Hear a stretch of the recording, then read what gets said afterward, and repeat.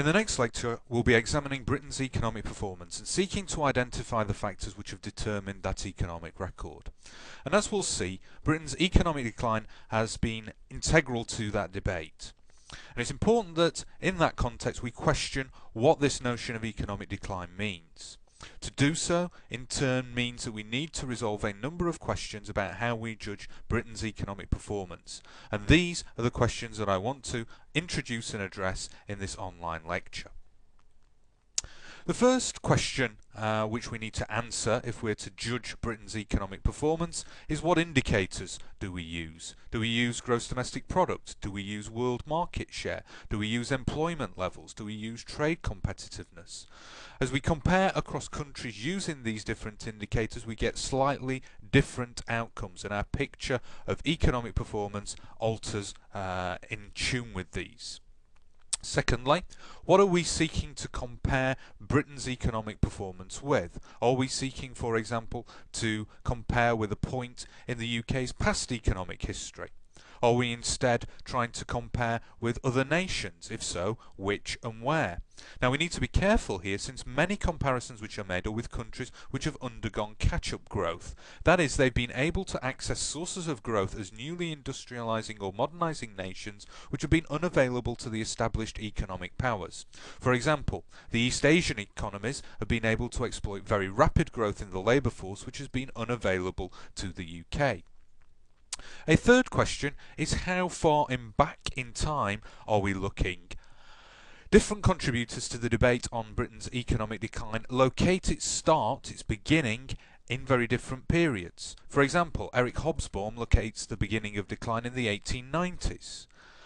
Andrew Gamble, for example, talks of a 100-year decline. Corelli-Barnett, however, focuses very much on the period of Labour government beginning in 1945. While David Marquand suggests that the Labour government of 1964 marked a turning point, in that it was the last moment, the last chance to revive the British economy. So in many important respects, our vision of the performance of the British economy is going to be determined by our answers to these questions. And in the lecture on Thursday, I'll principally focus upon the period since 1945.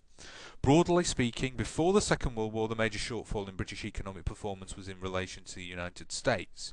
In the period after, the British economy also appeared to be overtaken by a number of European and Japanese economies. Certainly this coincides with the emergence of economic decline as a major preoccupation for political actors in the British polity. In examining all that, I'll take a variety of indicators and attempt to give you a cross-national comparison of Britain's economic performance, particularly with other leading industrial economies. Now, in doing all that and reflecting on that, we need to inject a note of caution. To talk of Britain's post-war economic decline seems somewhat paradoxical. Take, for example, the famous speech by Harold Macmillan in Bradford in July 1957, in which he claimed, "Let us be frank about it. Most of our people have never had it so good." This seems to sit uneasily with the notion of British economic decline. Indeed, Ian Budge has noted, there is practically no indicator of economic-related well-being on which individual British citizens have not vastly improved their situation over the post-war period. To take one example, between 1948 and 1998, per capita GDP rose by 191%. This compares to a 37% increase between 1900 and 1948. Now, this doesn't mean in itself that the notion of British economic decline is fallacious. We need to be able to distinguish between absolute economic decline and relative economic decline. We can regard absolute economic decline as shrinkage in the economy as a whole, or as a fall in real living standards for the population. This has not been unknown in the British economic history. Indeed, it looks as though we're entering such a period at the moment. But these periods of absolute economic decline have been relatively brief. Rather, relative economic decline is something quite different, a deterioration of the economy's performance in relation to its own past, or in relation to the economic performance of other nations.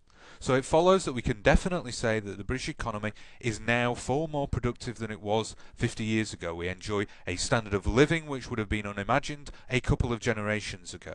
Moreover, Britain still remains relatively wealthy in global terms. However, as we'll see in the lecture, there is substantial evidence to suggest that we are in relative economic decline insofar as we are falling behind many of our leading competitors. If you've got questions on any of this, bring them to the lecture on Thursday and we'll have an opportunity to discuss them at the start. Thanks for listening and thanks for watching.